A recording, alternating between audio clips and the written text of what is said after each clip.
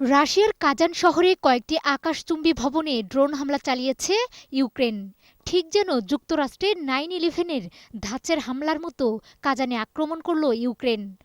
গত শনিবার স্থানীয় সময় সকালে এই হামলার আতঙ্ক ছড়িয়ে পড়লেও হতাহতের কোনো খবর পাওয়া যায়নি।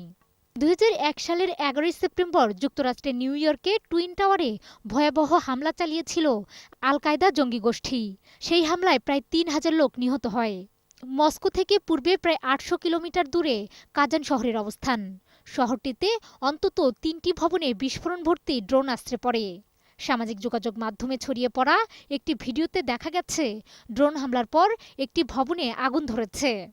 সানবিট সব দিবে সামাল। সানবিট ম্যাজিক প্রেস ডিশওয়াশিং এর মাথা ঘোরানো সলিউশন।